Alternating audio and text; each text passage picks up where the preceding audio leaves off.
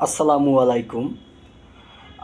Bangladesh India অনূর্ধ্ব-19-এর সাথে যেভাবে fighting করে গত বছর জিতছিল, চ্যাম্পিয়ন হয়েছিল, সেই ডিফেন্ডিং চ্যাম্পিয়ন এবছরও তারা ইন্ডিয়াকে গুগলেট করে একদম সেই চ্যাম্পিয়নত্ব ধরে রেখেছে। সো বলতে গেলে আমাদের অনূর্ধ্ব-19 টিম প্রত্যেকটা বছরই ফাইটিং একটা ক্রিকেট আমাদেরকে উপহার দেয়, যেটা আমাদের ন্যাশনাল টিমের কাছ থেকে আমরা এক্সপেকটেশন করি, কিন্তু আসলে আমরা সেরকম পাচ্ছি না।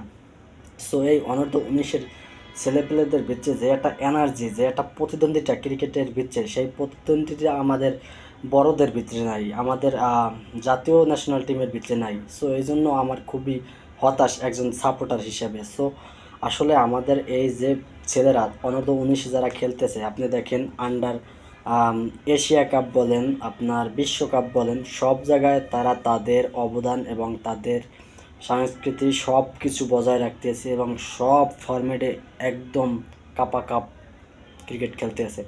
আসলে আমরা সিনিয়রদের মানে যারা ন্যাশনাল টিমে খেলে তাদেরকে নিয়ে খুবই হতাশ। তাদেরকে এত ফ্যাসিলিটিস, এত সুযোগ সুবিধা দেওয়ার পরেও তাদের বিচ্ছে কোনো প্রতিদ্বন্দ্বিতামূলক ক্রিকেট আমরা দেখছি না। সেটা অ্যাজ এ ক্রিকেট হিসাবে আমাদের বাংলাদেশের ক্রিকেটারদের খুবই দুর্বল একটা বলতে পারেন। কোনো প্লেয়ারই দেখি না ধারাবাহিক পারফরমেন্স ধরে রাখে। এবং ইভেন আপনি এই যে অনূর্ধ্ব-19-এর প্লেয়ারগুলো দেখেন ভাই, কীরকম একটা উইকেট পেলে যে কী একটা প্রতিদ্বন্দ্বিতামূলক সেলিব্রেশন, একটা রান করলে কী যে একটা আবার কত সুন্দর একটা ভিউ, যে উইকেট পাওয়ার সাথে তারা সেজদাতে চলে যায় এবং এইমাত্র এইমাত্র তারা জিতে, এইমাত্র তারা জিতে হোল টিম দেবাশিস বাদে, সে তো অন্য ধর্মের, সো দেবাশিস বাদে হোল টিম তারা সেজদায় চলে গেছে। সো কত সুন্দর বিউটি দেখার মতো। এটা আসলে আমাদের ন্যাশনাল টিমে এই সমস্ত কালচার কখনো দেখিও না ভাই, আর এরা ভালোও করে না। সো এদের জন্য খুবই লাগে।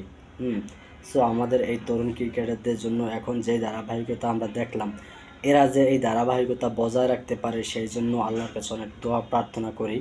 এবং সর্বশেষ যেটা বলি যে আমাদের এই আজিজুল হক তামিম এবং জাওয়াদ, আর কিছু বলার আছে মারুফ মির্জা, হ্যাঁ, এই সমস্ত প্লেয়ারগুলো যে তাদের ধারাবাহিকতা বজায় রাখে এবং তাদেরকে ভালোভাবে পরিচর্যা করে ন্যাশনাল টিমে নেওয়া হয়, তারা যেন তানজিদ তামিমের মতো কিংবা ইমনের মতো হারিয়ে না যায়। সো তাদেরকে ভালোভাবে পরিচর্যা করে ন্যাশনাল টিমে এক একজন বিগ হিটার হিসাবে আনতে হবে। তারা যে অ্যাবিলিটি দেখাইছে, যে ক্রাইটেরিয়া দেখাইছে, আমার কোনো সন্দেহ নাই যে তাদের অ্যাবিলিটি নাই। সো এখন তাদের উচিত, ন্যাশনাল টিমের কর্তৃপক্ষের উচিত আসলে এই সমস্ত প্লেয়ারের ভালো প্রশিক্ষণ দিয়ে, ভালোভাবে প্রশিক্ষণ নিয়ে তারপর ন্যাশনাল টিমে মুভ করা। সো এর আগে নেওয়া উচিত না, কেননা তাদের অযত্ন করলে তারা আবার হারিয়ে যেতে পারে।